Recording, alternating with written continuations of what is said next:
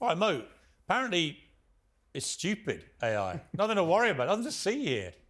I mean, in a very interesting way, it's not there yet, but the question is when will it get to super intelligence is what most AI developers will not talk Isn't about. it stupid, though, to think right now that it's stupid?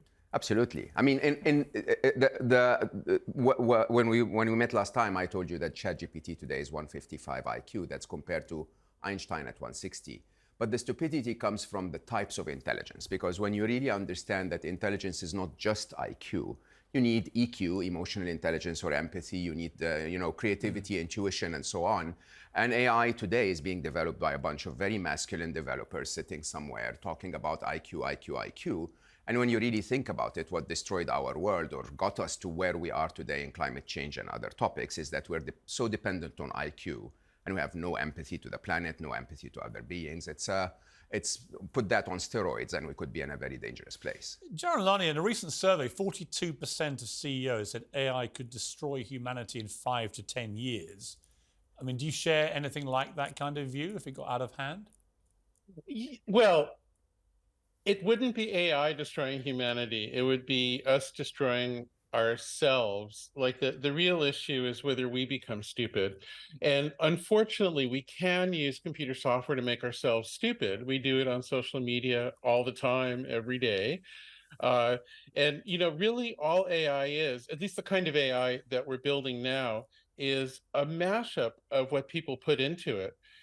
One person puts in a picture of a cat, another person puts in a certain style of painting, and you say, can I get that cat as painted by that person? And that's the kind of thing we can do. And that's great. It has a lot of uses.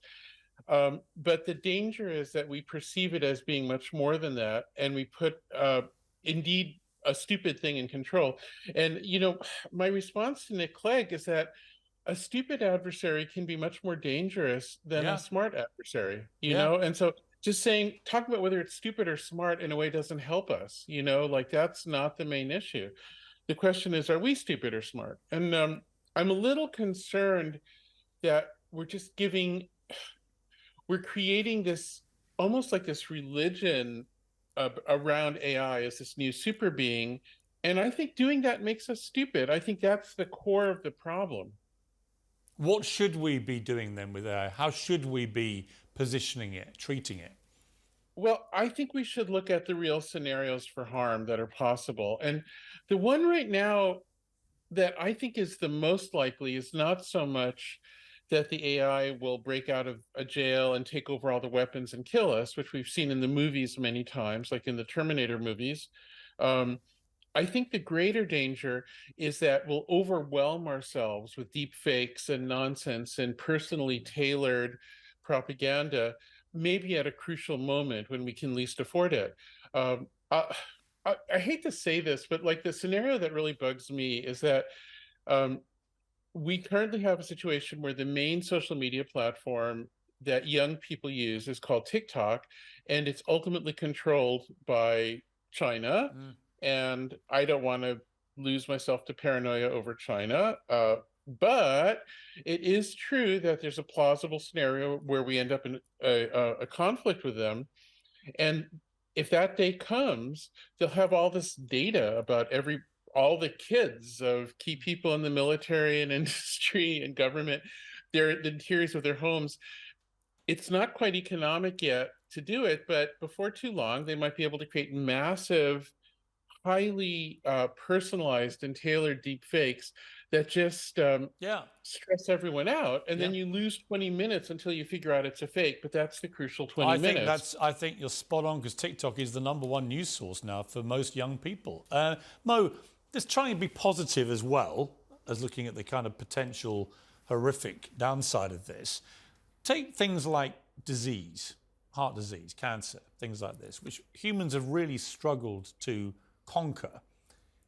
How fast could AI find a cure for all cancers, for example? I mean, how realistic is it that AI can do that job infinitely better than humans? Definitely faster than humans, and definitely fast. It's the question, which I agree 100%. We can be stupid. The reality of humanity is that capitalism doesn't make the larger amounts of money from helping others.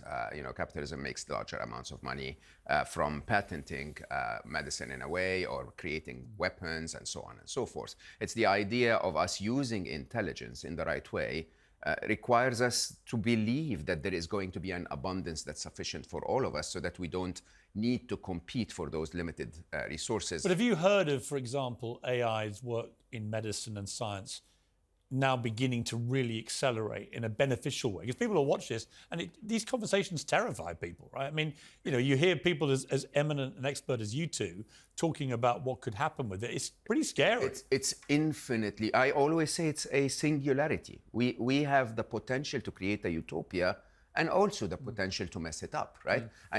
And it is infinitely a big gift for humanity if we were able to use this kind of intelligence. Intelligence has no inherent negative value in it. It can solve all of the problems we're facing. It can help us, reverse climate change. It can help us with disease. It can help us with human connection. It can help us with abundance in general. And I think it's definitely something that world leaders need to come together and say, let's put our differences aside and work on. Jaron, how do we stop nefarious forces seizing ultimate control of AI?